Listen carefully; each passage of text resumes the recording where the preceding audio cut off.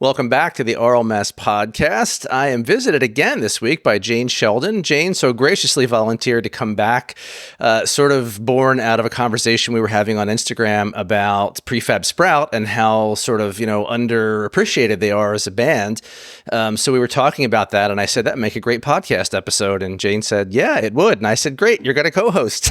It's like, okay, let's do it. Why not? Let's talk about underrated British bands. Although I think we decided we're like, okay, let's talk about some other bands, not just Prefab, although I'm sure we could spend the whole hour talking about Prefab, but we decided let's add some Tears for Fears, let's add some Depeche Mode.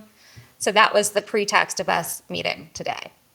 Yeah, so we're going to cover three specific albums. We're going to start with Steve McQueen, which is sort of, I think, Prefab's really, breakthrough, landmark, most popular album, maybe, perhaps. And then we're going to move on to 1989 with Tears for Fears and Seeds of Love.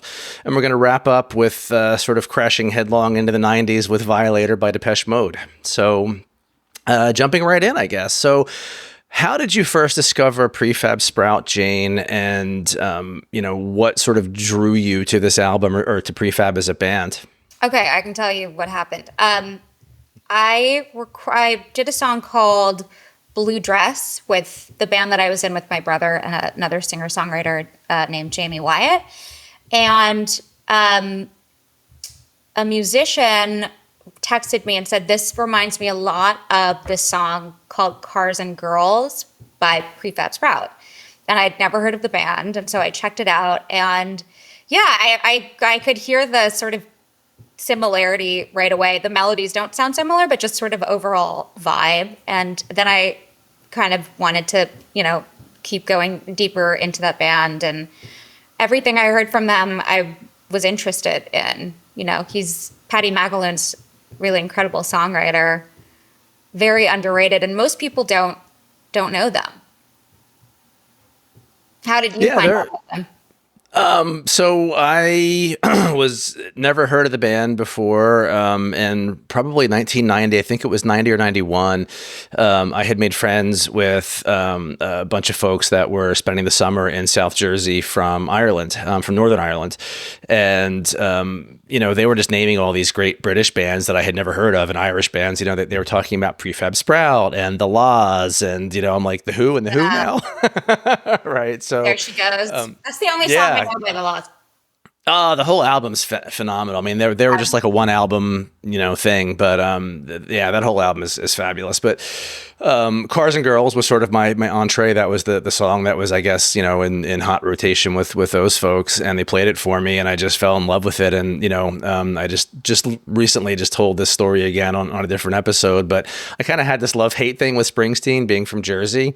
So that song was sort of a bittersweet for me because it kind of takes the piss out of Bruce and his lyrics, but at the same time, I feel like it's done out of love. You know what I mean? It's like I think he appreciates and loves Springsteen as a songwriter, but I think that he just had to make commentary on the whole. Every one of your songs is basically about cars and girls, right? So it kind of fit. Or maybe he's making fun of the sort of that surface take on Springsteen, right? Yeah, I think it's however you want to interpret it. So from there, I kind of just springboarded into, listened to the whole album from Langley Park to Memphis, fell in love with that. And, I said to my friend who turned me on to them, like, all right, now where else should I go from here? And, he said Steve McQueen's the next logical choice. It's probably their best album. So did that. And right around that time, Jordan the Comeback, I think, had just come out too. So it was, relatively new. So between those three records, it was just like, my sort of beginning of a love affair with Prefab. Yeah, that's another great record, Jordan the Comeback. Lots of great tunes on that one. Did you listen to the latest one he put out, which was, I think, something megahertz? I can't remember the exact title, but it was like, I want to say like, damn the megahertz.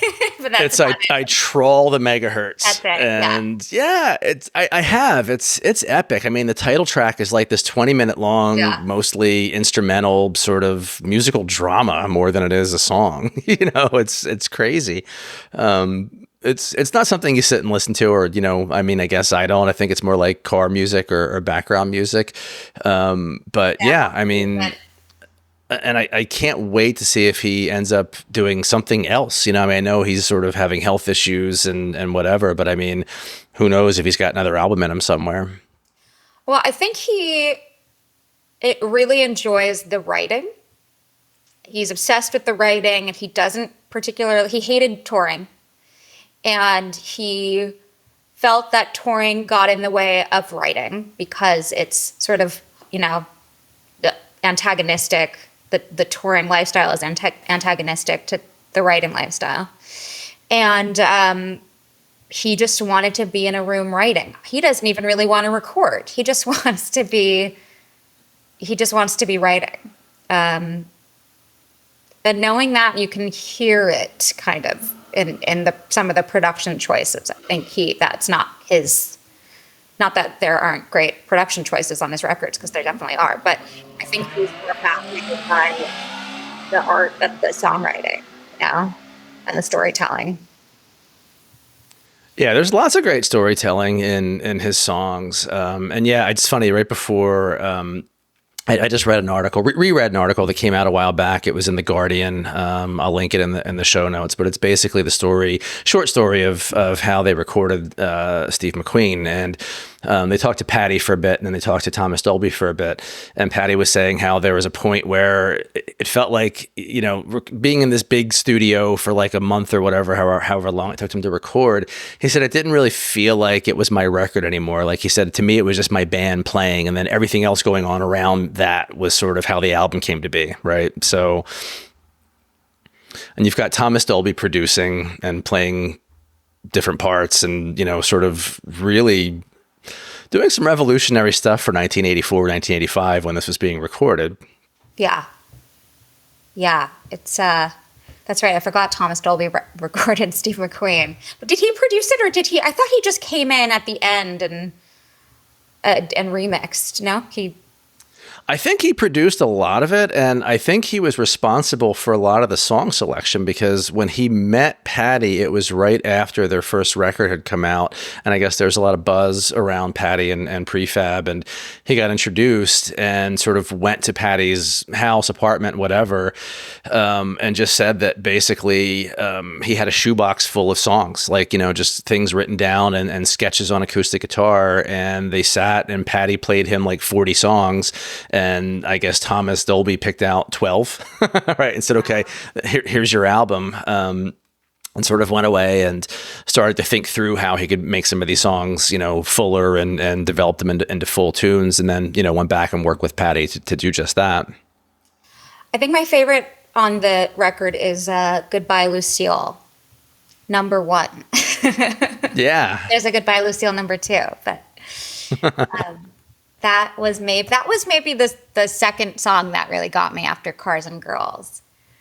And I send that song to a lot of my musician friends. I'm like, you have to hear this song. You have to hear the song. I don't know. It's a special one. And what makes it special for you? Like, why do you connect with that song so much? I think there's something about the kind of tension release, the build, that sort of harmonic thing that's happening with the bass, and the Johnny, ooh, like that's so hooky, and the lyrics are interesting. You're still in love with Haley Mills, and why don't you give it a rest? There's a time for tears. It's just a cool moment in time. Yeah, and you have to wonder if he's talking to a younger, version of himself, or if this is addressed to anybody, right? And again, it's open to interpretation, I guess. But the lyrics are just so spot on for some young 20-year-old man, right? I mean, that's sort of who I imagine, and that's sort of who I was, in my 20s at that time. So I really felt that, when I heard those lyrics. My favorite part of that song, and we can talk about instrumentation and musicianship in a minute, because there's some stuff there, but I love the "Life's Not Complete Till Your Heart's Missed a Beat," and they sort of miss a beat when they do it the first time, and the second time they sort of pause a different way before getting back in. Skips a beat. Yeah, yep. It's cool. No, it's clever. It's super clever. And, I tend to like clever things, but not if it's just clever for the sake of being clever. And I feel like that's not like that. That's one thing that I never get sick of. Yeah, they earned it. It wasn't snarky. It was just genuine cleverness. Yeah, for yeah, sure. There's so many great little pieces to that. The I love that how that intro, and then it continues throughout the song. Yeah, it's great. It's a great little piece of music. Yeah, and the intro's got that sort of tick-tock to it, and it so sounds like a clock winding down, and then he talks about, how you're young, but the world's a million, and, right? So it's sort of got this whole essence of time, I think, and that sort of carries across the rest of the lyrics. Martin McAloon, by the way, fantastic bass player. You don't really realize it until you pay attention to his bass parts. And he's just so in the pocket with Neil Conti, who's also a really solid drummer. I mean, like top-notch rhythm section, and it sort of supports some of the songs because you can't do the sorts of things that they're doing with all the different synthesizers, and a lot of it was sampled and sequenced, and you need live musicians who can keep time, and they do it effortlessly. Yeah, it is a really good rhythm section. Super solid band all around. I don't know when they disbanded. Do you? When did they decide to? What was their last record that they made together? I don't know if it was an Andromeda Heights or there's another one that came out. Maybe it was after that. Hang on, let's go look it up. I'll tell you in a minute. Right. There was after Troll the Megahertz. So Troll the Megahertz, from my understanding, it wasn't really a prefab record. It was a because Paddy it was. record. Yeah. It was, but he released it under the name Prefab Sprout. And then 2009, you have Let's Change the World with Music, and they put out another one called Crimson/Red in 2013. Not familiar really with either one of those. I just never I've listened to them, but I just haven't really paid a whole lot of attention to them. Same. Yeah. Same. I'd like to hear all of his little demos. I'm sure he's got some just great songs that none of us have heard because he hasn't tracked them yet. Yeah, and there are some unreleased tunes. You can find them, they're all over YouTube if you just Google, search YouTube rather for Prefab Sprout, like, B-sides and unreleased tracks. There's a ton of material out there that sort of found its way out, which is great. I mean, and you can hear some seeds of other songs, I guess, when you're doing that. So a couple other notes, and then we could talk about maybe a few more of the songs, but apparently Paddy first started to compose using a keyboard, and it was a Roland synthesizer for this album. So he says that, within the course of about a week in June of 1984, he wrote When Love Breaks Down, Appetite, and Desire As. So I can't imagine writing those three songs in a lifetime, let alone in a week. Yeah.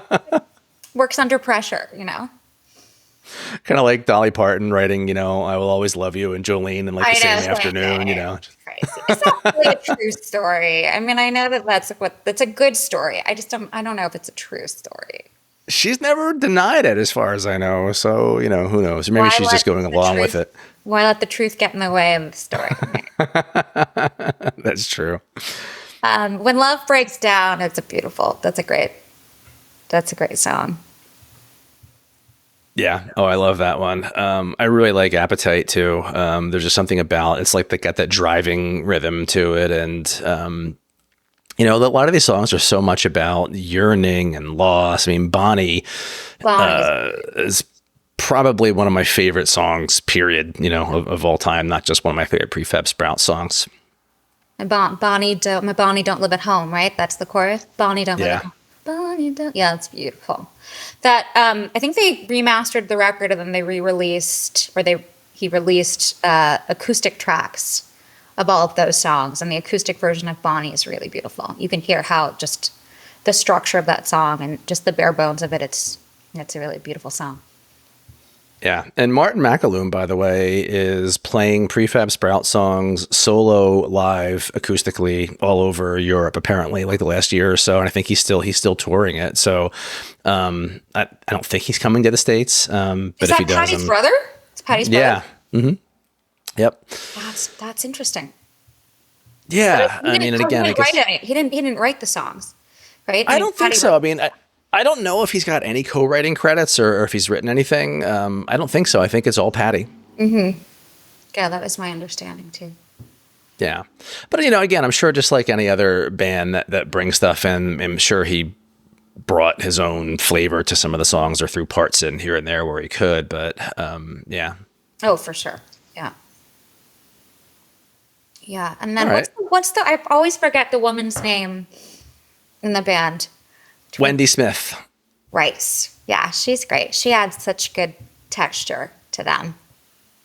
Yeah, their voices work really well together, and she just has this ethereal, angelic voice, and it just melds with, Paddy can be a little bit rough around the edges with some of his vocals, and in a good way. So to have her sort of layered behind that, it's just, it works. It just works. And it kind of differentiated them too out of that pool of English bands at the time. Having her in there, I think it really made them stand out. Yeah, for sure. And she's an interesting person too, because I think she is, I'm not sure like what her title is, but she's like the director or head of some program in Ireland for like music education. I think it's Ireland. I follow her on social media and stuff, and she's still like working in music, which I think is awesome. That's great. Yeah. Really great. Yeah, because they've got to be Paddy's got to be in his late 60s, 70s? Yeah, probably. Yeah. Yeah, it's always cool to see them still doing it when they're older. Yeah, definitely. So what else about this album? Any other notes? Any other thoughts? I'm looking at some of the other songs that we didn't talk about. What's the opener is Fair and Young? Yeah. That's a cool song. That's a really great That's a great song. Yeah, and the cool thing about this album is there's so many references, like you mentioned, Still in Love with Haley Mills. Like 20-something-year-old me, I didn't know who the hell Haley Mills was. Wait, I didn't know Farron Young. That was way later. That was way later. Haley Mills was. I It was way later for me because my exposure to Parent Trap was the reboot because of my daughter. the Lindsay Lohan one, which is also great. Right. Also great. Love Lindsay. I just showed my son the original Parent Trap, which it's still a classic. It was super dated, obviously, but It's Jodie Foster, right? Is the daughter? No, it's Haley Mills. Oh, I'm sorry. I'm thinking Freaky Friday for Jodie Foster. I'm thinking the other mother-daughter. Yeah. Because Lindsay Lohan was also in Freaky Friday, wasn't she? Right. Yes. Correct. Yeah, she was in Freaky Friday and she was in The Parent Trap. So that makes sense. Yeah. Got my signals crossed there. Yeah. Yeah. Mixed up my Lohans. That's right. Yeah. What are the other standout? I mean, it's the whole album. It's one of those records front to back that you can just put on and enjoy. Yeah, and the liner notes, there's a note from Paddy, and it says something along the lines of, due to the exceptional length of this record, play it loud. Yeah. Exactly. All right, so of course I do. Yeah. We talked about the first 5 tracks, really. Number 6 is Hallelujah. I love that song because it's such a, I don't know, it's such a cynical, sarcastic song, and the lyrics just kill me. Yeah. Yeah. Basically no hallelujahs or gifted voices to sing your praises. Right. So like, I'm in love with you, but I'm not going to let you know it, King of Rock and Roll is not on that record, right? That's on the next one. It's on the next one. Right. Okay. I know Paul McCartney liked that song. And of course Paddy he does. McAloon finally gets to meet Paul McCartney. And Paul McCartney's like, oh, I love that song. And I think Paddy was like, oh, it's not really like representative of my body of work. It's like hot dog, jumping frog, albacore. Like he said he almost wrote it as kind of a joke because it's so none of it goes together at all. But like, that's why it works. Yeah. But yeah, that was Paul's intro into the band. I can see him liking that song for some reason. It just, it could have been a McCartney song. Totally. What else do we have? We have Moving the River. Uh-huh. Love the line in that song that says, here you got a new girlfriend. How's the wife taking it? He could turn a phrase. He's a clever guy. Absolutely. Horsing Around, which I think is probably my least favorite song on the That's one I record. skipped too. Yeah, that's like this only kind of skippable moment on that record. Yeah, and it's not a bad song, but I think just doesn't compare to the rest, I guess, maybe. Yeah, it's not stellar.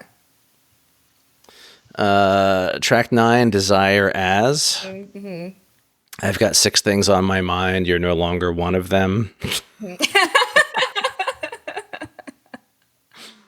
Like, who hurt you, Paddy McAloon? It's usually how good songs get written. Yeah, just in that article that I mentioned, he says something along the lines of like, I would never, ever say that to anybody in real life. He's like, it didn't mean anything. It was just, it sounded good. Sometimes you just have to write what sings, It doesn't, doesn't need to be deeper than that. For sure. And then Blueberry Pie is probably the other throwaway for me. 2.5 minute long track. Again, it's fine, but not my favorite. Yeah. I do love a 2.5 minute song though. It is like it's just, trim the fat, get in, get out. Like there's something about a good 2:20, Yeah, totally. But you're right. This one's like, it's okay. It's good. I mean, it's good. It's a good song, but it's no Goodbye, Lucille. There aren't many Goodbye, Lucille. Wow. And then the album closes with When the Angels. I like the song. I'm a big church organ guy. I'm not a church guy, but I love pipe organs and cathedral sounding organ parts and real things. And to me, you can tell it's a synth, and that's disappointing. And I know that, Thomas Dolby's like the king of synthesizers, but I felt like if you're going to put a church organ part on it, they should have recorded a real church organ. Yeah, that's my nitpick there. Organic feel to it. Yeah, definitely. Yeah, still a good song though.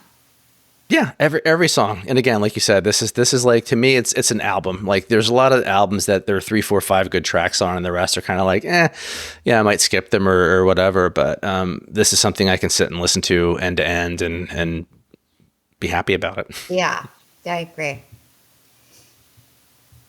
Well, do you want to move on to the next one, Seeds of Love? Yes. I would let you take point on this. I was listening to it today in my car when I was driving. I had to drive from West Hollywood back to where I live. And it's a great record. Do you have a favorite track? So I was not familiar with this album. I, for some reason, never really got all the way into Tears for Fears beyond like what was on the radio. So I knew the title track because that was, a hit. Yeah. I knew Advice for the Young at Heart, and I can't remember if that was maybe on the radio. That's probably where I know it from. Okay. Yeah, that was a single. Yeah. So I know those 2 tracks, and beyond that, I didn't really know the record. So when you mentioned it, and I've seen so many people talking about it online that I was like, all right, maybe I should give it a spin. So a couple of weeks ago when we were like, finalizing dates and times to record this, I threw it on, listened all the way through, and I liked it. I really liked it a lot. Listened to it again today because I wanted to make some notes and, like sort of point out some things that we could talk about. But I think my favorite song has to be the opening track, Woman in Chains. Beautiful. Yeah. It's just epic.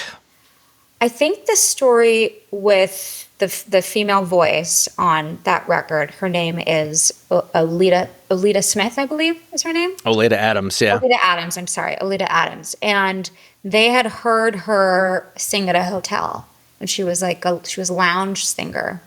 And they set out to make this record, and I think they started tracking. They had 2 different producers that they had been working with, and they were not satisfied, not happy with what they were achieving. And they wanted to get more of an organic sound and kind of get away from all the sequencers and the synths that had made the other few records famous. And so then they contacted Olita and they brought her in, and then they ended up producing it themselves. And to me, this is their most kind of Steely Dan-ish record. You know, they spent like over £1 million making it. And they spent 70,000 pounds making songs from the big chair. And they eventually, this record broke them up. So after that, they toured the record. And then after that, Kurt left the band. He was like, I'm done. Oh, wow. Okay. Yeah. And you can sort of hear, and I feel like the song, I don't know if you listened to Standing on the Corner of the Third World. Mm-hmm. Yep. It's a complete homage, I think, to Third World Man. Yeah. It's so similar, like just tempo and the bass, and like it's very much. And I think I read somewhere they wanted it to kind of sound Steely Dan-ish in a way, and I think that was their little homage to that song. But yeah, Woman in Chains is a stunner. And it's interesting that is the opening track, because it's not obvious, right? It's not obvious. So it must have just been very special to them for them to put that as the opener. So I read an interview with, I think it was with both Kurt and Roland, and it was on the anniversary because they released a box set of the album with a bunch of unreleased material and stuff like that. But they were talking about the fact that everybody wanted the Sowing the Seeds of Love to be the opener because it was the obvious hit, the title track, the whole thing. And I forget who it was now, damn it, but it's in the article, which I'll also link. But either Kurt or Roland fought for it and said, no, it has to be this song. It has to be this song. And whoever it was got their way, whichever one of them pushed it. I'm sorry, I forgot. I didn't put the name in my notes. I think they were very meticulous when it came to this record, and it's like a record front to back. And it takes you through sort of these, emotional highs and lows. And yeah, that was, for them, that was it. That was the opener. And then it goes, I think, is the second track, is that Seeds of Love? No, the second one is Bad Man Song, which also features Alita Adams. So good. So good. I think he wrote that because Roland Orzabal, I think he overheard a couple people in his touring crew or something that were talking shit about him, and he overheard it, and he wrote that song, Bad Man. I think it's Bad Man, Right. I love, there's like a gospel breakdown section about 5 minutes into the song, and I wasn't expecting that, and I made a note because I just loved it. I thought that was a really cool direction for that song to go in. I wasn't thinking it was going to get there, and it did. Yeah, is it the one that goes, "Faith can move mountains"? Yeah. Well, there's more of an instrumental, I think, and then it goes into that. I think it goes into that part right after. It has a whole instrumental breakdown. Yeah. Yeah. But back to Woman in Chains, I just love the line, "Well, it's a world gone crazy, keeps a woman in chains." Sadly, still true in 2024. Right? And yeah, unbelievable. And I will not accept the greatness of man. Just that line, that blew me away. Yeah.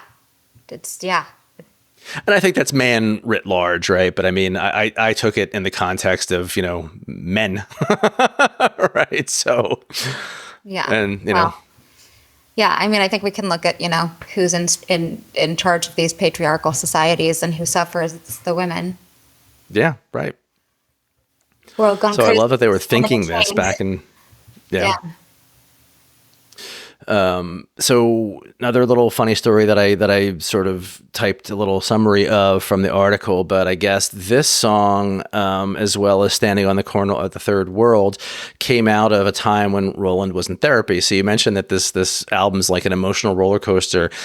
And I guess besides the tensions in the band, both Kurt and Roland were going through some shit in their personal lives, like divorces and therapy and, all kinds of personal issues. So Roland's wife convinced him to move from Bath to London so she could go to art school. So they moved the whole production of this album, I guess, to London. And, it was one of the reasons why they were having such, strife about it, I guess, because it was just one more thing that was a complication.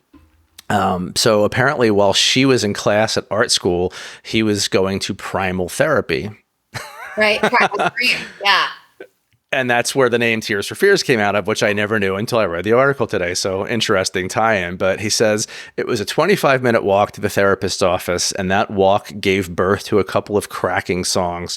Woman in Chains came out of the experience of therapy, of talking about my feelings of my mother being a stripper who was abused by my father. And Standing on the Corner of the Third World was part of those same emotions. That song wasn't difficult to write. Whoa. Right? Yeah. Yeah, profound. I know that the next record, so they break up, and then Roland puts out Elemental, which actually is I think it's my favorite record. Really? But it's hard because Kurt wasn't involved, so I don't know if it's it's still a Tears for Fears record, but and that whole record really talks about, I think, they're breaking up, and there's a line in one of the songs, and it's we used to sit and talk about primal scream to exercise our past was our adolescent dreams. And so I think that's a big play, but he plays that out a lot in his songwriting.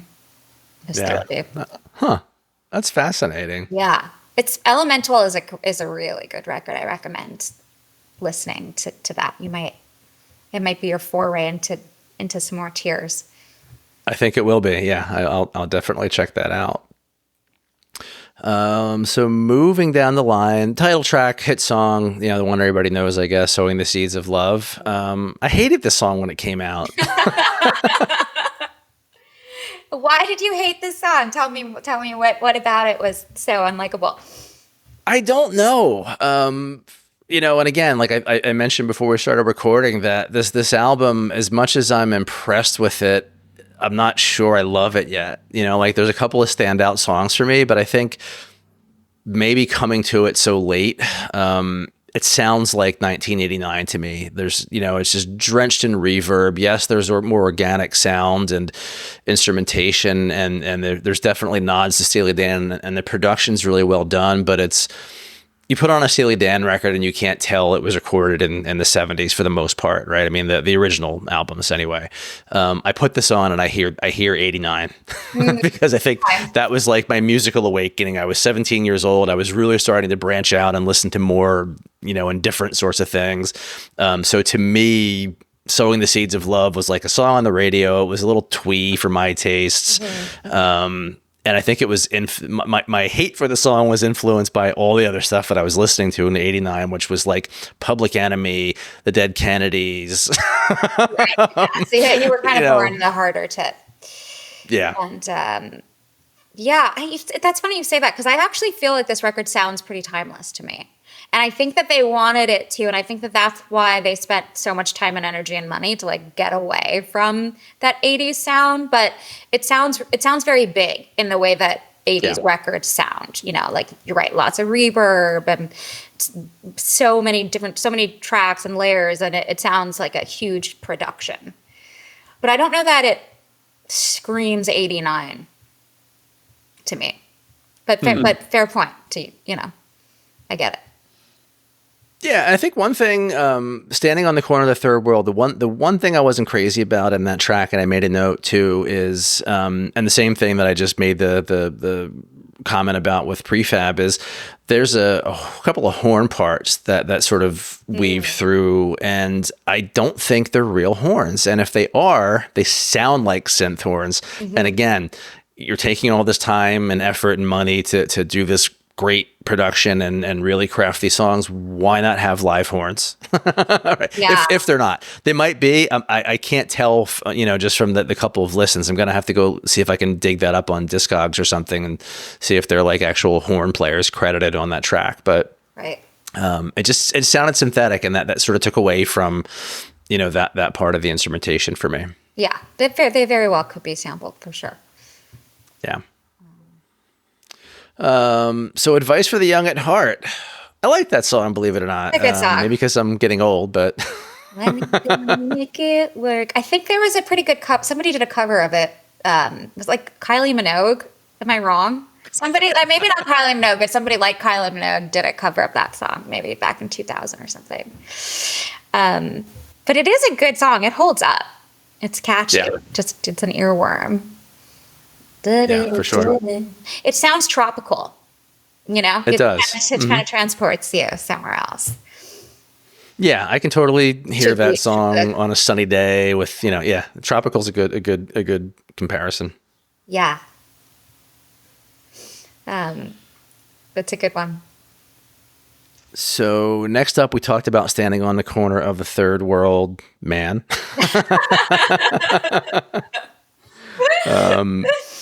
I think that's a challenge in a podcast episode. Like, how do you relate any song back to Steely Dan? Right.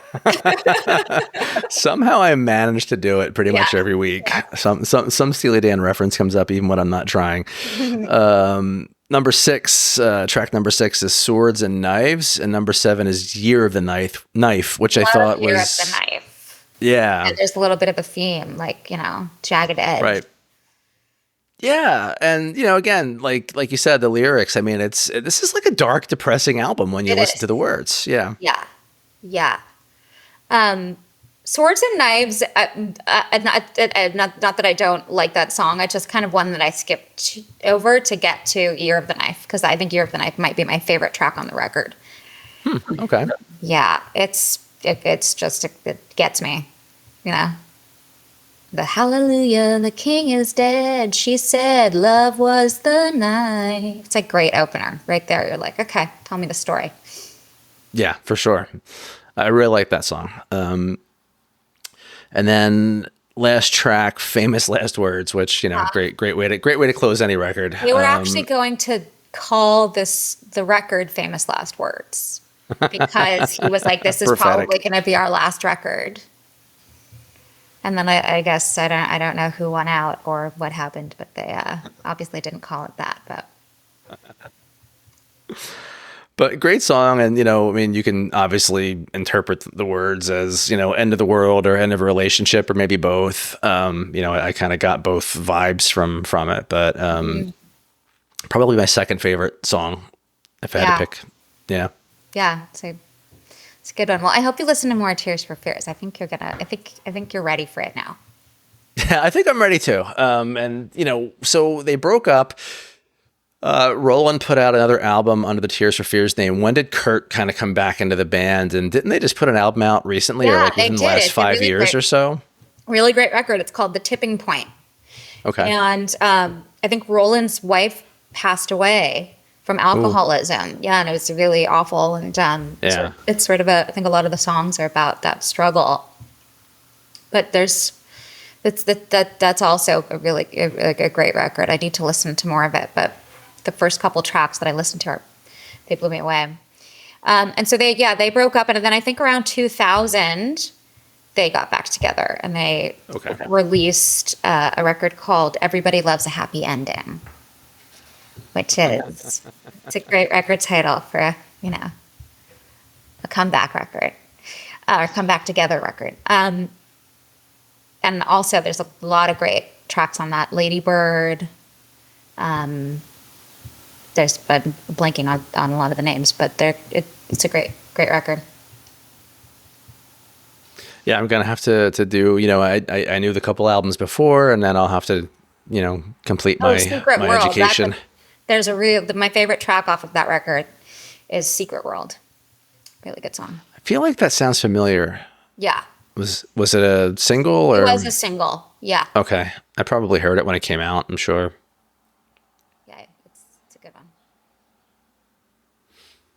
Great. Well, anything else on Seeds of Love, Tears for Fears?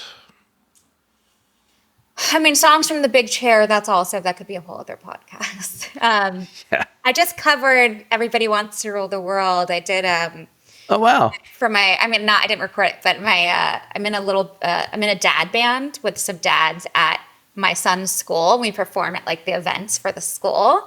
Cool. And so we added that into the rotation. We did Everybody Wants to Rule the World. I love that song. Yeah, it doesn't love Everybody Wants to Rule the World. So good. I thought it was going to be, I suggested, I was like, let's do Everybody Wants to Rule the World. It's like, everybody knows it. But it's actually, the song structure is a little bit more deceptive than you think it is. It was one of those where we were like, oh, because there's a huge instrumental break in between the kind of So the verses and the chorus comes back around. There's a double chorus, but it's just a brilliant song. Yeah, it is. And the production on that's amazing. That to me sounds like the 80s, but in a good way. Exactly. Yeah. Yeah.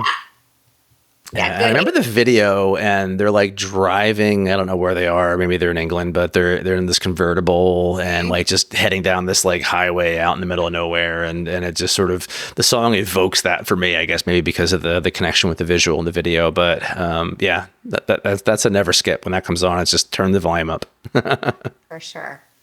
I have a association with Elemental because my dad was a big Tears for Fears fan, and that Elemental was his favorite record. And so that we had a cassette of that. And I remember taking a road trip with my parents, and we were driving up the Pacific Coast Highway and like going up to Santa Barbara. And that playing that record kind of evokes that for me still, that drive, you know, being on the ocean and yeah, the dunes. That's cool. I love when a song or an album just sort of brings back like another sense memory. You know, it's such a cool thing. Yeah, time travel. For sure. All right, well, why don't we travel forward a year? Hey, 1990. Depeche Mode's Violator. Yeah, so 1990 finds Depeche Mode, I think, sort of, you know, hanging on to the end of the 80s, but sort of crashing into the 90s. This record really caught my ear. I had liked Depeche Mode a lot. You know, Black Celebration, Music for the Masses, all the singles, you know, People Are People. So many hits. So many great songs and so many hits. And for some reason, they're inextricably linked. Well, not for some reason. I can tell you why. They're inextricably linked with The Cure for me, because I think I got into both of those bands around the same time. And while they're not necessarily similar, you know, musically, they just sort of came out of that same 80s, you know, post-punk, right? And sort of went off in different directions. But, you know, again, like I think I had like a Cure mix on side A of a cassette and like a Depeche Mode mix on side B of a cassette and played that like all the time, right? So that's how I kind of got into them, you know, from friends. And I think a girlfriend at the time was really into them. So she was always playing it. And then when this record came out, I was a freshman in college. So it was just like nothing that they had done. I mean, it sounds like Depeche Mode, but it doesn't. I mean, it sounds like them, but there's like an extra layer. And I don't know if that's because of the production, because they brought Flood in to produce. But what do you think? What's your take on the? Yeah, I was 8 in 1982, so I don't really remember, like, it didn't affect me then, you know. But it's clearly, you know, it's the record that has like stood the test of time. Personal Jesus, right? That's probably my favorite track off of the record. And they did this like clever guerrilla marketing ad where they would took out a couple ads in different personal sections around England, like personnels, and it said your own personal Jesus, and then a phone number, and people would call the phone number and you'd hear the song. Oh, no way. I didn't know that. Yeah, and then it kind of spread, right? Isn't that clever marketing? Super clever. So clever. Yeah. But yeah, it's an enduring great record, and the more Depeche Mode I hear, the more I'm like, I need more Depeche Mode in my life. I need to go a little bit deeper because I haven't gone deep enough, you know. I would say go backwards. You mentioned The Cure. I think I was more in The Cure, The Smiths, Tears. That was sort of more of my wheelhouse. And Depeche, every time I heard it, I would never turn it off. I just never. I don't know. I didn't go too deep. Yeah. I would go backwards if you're going to revisit now. Everything after 1990 is pretty good. Like Songs of Faith and Devotion is a great album, but to me, like the 84 to 89, you know, to through Violator era is my favorite. It's just, you know, I guess more bleak. And this album's pretty dark, by the way, too. But they really. And the funny thing is, their first album or two, they were like Brit electro pop. I mean, they were very perky, poppy tunes. Like, just can't get enough.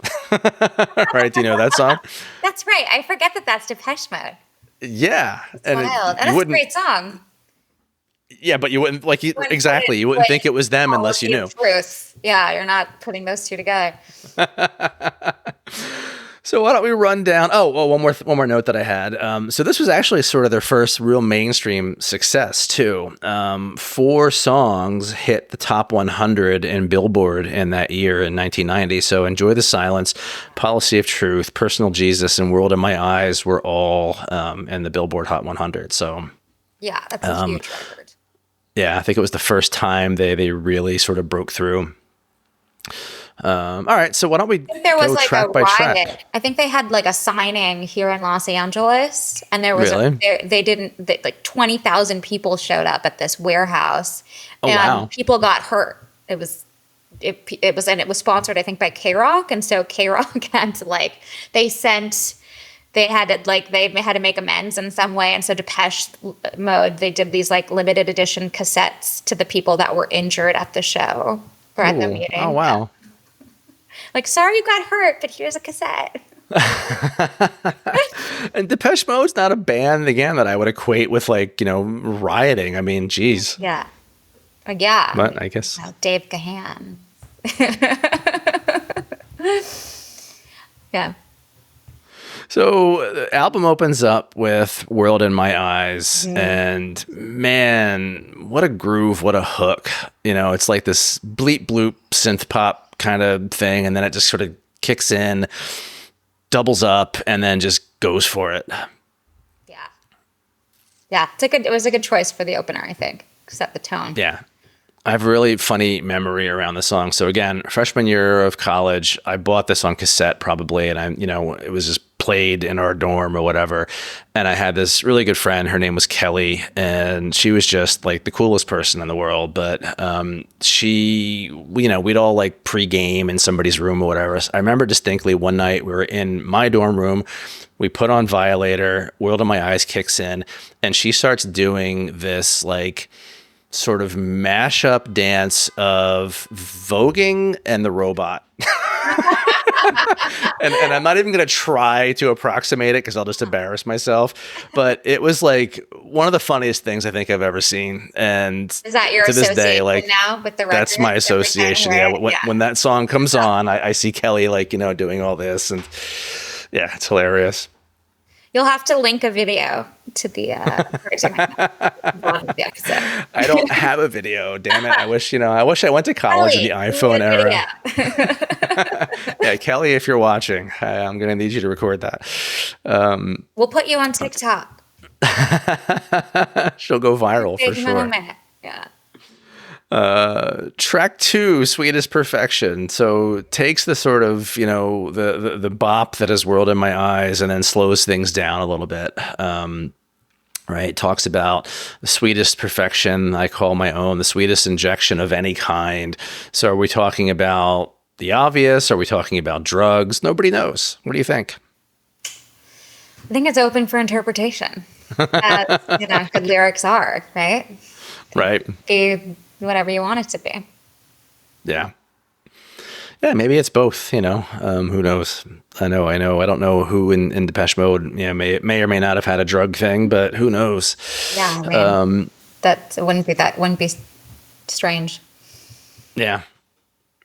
So Personal Jesus, you mentioned, and I love that guerrilla marketing thing, but anything else to say on the song? I mean, I feel like... Great. I'm just right now thinking of the doom, doom, doom, doom, doom. That's so good.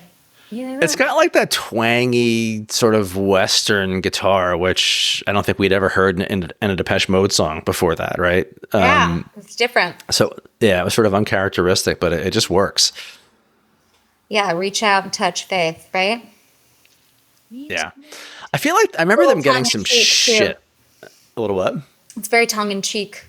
Oh, yeah. Oh, it's cheeky as hell. And I feel like I remember them getting some shit for that. I don't know if it was from, the religious front or whatever. But yeah, I mean, I know it was taking the Lord's name in vain. It was a little controversial. What's the lyrics? Someone to be upset, someone to be oppressed, someone to bless. Oh, is that it? Someone yeah, I think so. To bless, something like that. Yeah, it's great. Yep. I was messing with the piano cover of "Policy of Truth." I didn't record it, but I was like, this. I've never heard a piano version of this song. So maybe I'll get that one up on its legs. Yeah, you should. I would love that. Yeah, it's a great one. I can totally hear that on the piano. Yeah. Never before is what you swore the time before. Yeah.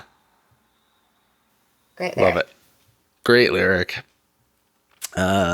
Track 4, Halo. Not much to say about this one. I think this is also not a skip necessarily, but not a standout. I don't even remember that song. I can't tell you how it goes. I haven't. Yeah. Well, we'll have to play it or link it down in the notes for people. Waiting for the Night, same thing. I think those are the two sort of tracks in the middle of all the hits. Right. They kind of get lost. Album cuts. And they're not, again, just like the prefab thing. They're not bad songs. They're just, not of the caliber of maybe the rest of it. Listen, it's hard to have 12 personal Jesuses. Not gonna happen. I don't even have one personal Jesus, Jane. Let's just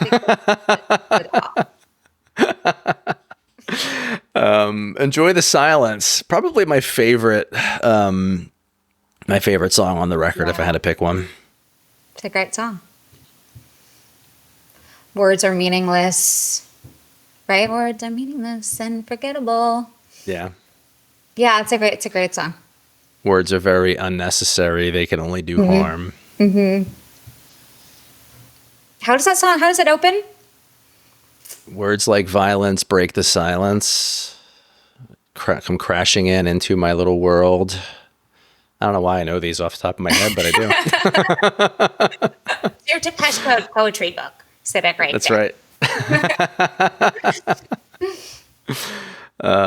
I love Dave Gahan's voice too, just because he's right in my register. So not that I'm a Dave Gahan level singer, but he's one of my favorite people to emulate when I'm in the car by myself and I'm just belting out shit on the way to work or whatever. Is that your karaoke? Depeche Mode's actually good karaoke.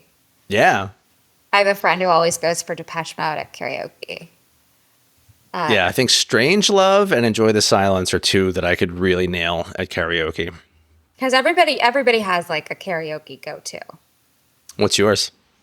I do Meatloaf's 2 out of 3 Ain't Bad. Oh, wow. Because everybody does Paradise by the Dashboard Light. And I'm like, I'm going to do this ballad. You got to do the non-obvious one and just blow people out of their seats. Yeah, it's not obvious. The last time I went to karaoke, which is years ago, I did Honesty by Billy Joel. Oh, great. And I don't think anybody was expecting it. I have a female friend who does New York State of Mind, which is amazing. And she's an actress and she does like this whole interpretive thing. It's brilliant. That's cool. I actually won a duet karaoke competition in a bar when I was probably 26 or 27. A friend of mine, Melissa, and I just were like, hanging out and we ended up like at this place that was doing karaoke and we're like, let's do it. So we signed up for the duet piece and we did Rock This Town by the Stray Cats and we won. Amazing. It was so random, but we just traded off verses and, she was a great singer. So yeah, I think she carried us. Look at that. I mean, I imagine that like there was some stiff competition. Not really. We're talking like, little dive bar in South Jersey in the 90s, nothing to write home about, but yeah, it was fun. Bragging rights. Definitely. All right, so track 7 on Violator, Policy of Truth, another banger. Yeah. You had something to hide. Should have hidden it, shouldn't you? Yeah, now you're not satisfied with what you're being put through. It's a great lyric. It's just time to pay the price. It's time to face the sacrifice. Is that it? And I think so, yeah. The delivery of proof. The delivery of proof and the policy of truth. Yeah, some great harmonies in that pre-chorus part, too, that you were just singing. I love that. It's a really good song. Do-do-do-do-do-do. Yeah, it's great. All right, we have 2 left. So Blue Dress, which is kind of funny because you mentioned you have a song, Blue Dress. Yeah. Doesn't sound like that one, though. It sounds like Cars and Girls from Prefab Sprout. But funny how it all kind of comes together, right? Yeah, it's like, it's yeah, totally. And then the last track is Clean. Again, 2 songs that if you put them on, I'd know them, but right now I couldn't tell you how they go because I just haven't listened to the whole album in forever. Yeah. But I know they're good songs because, again, this whole album's just great end to end, but I don't have a lot to say about either one. 4 hits on that one record. I mean, yeah, 4 out of 9 is not bad. Yeah. Better than 2. Is it the same math as 2 out of 3? No. No, Meatloaf's got a little bit of an edge there. Yeah. All right. Well, that brings us to the end of the 3 albums that we were going to talk about. What else is going on? How's the songwriting? How's the playing out? I know last we spoke, you had a couple of pending shows coming up, and yeah, things are good. I have a couple songs that have been recorded, and they're basically mixed. There's maybe a couple little tweaks that we're figuring out. The particulars of releasing and getting album work and that kind of the other stuff that's not just the writing and recording, Right. So I'll let you know about those, and yeah, I have a bunch of other songs I need to get into the world also.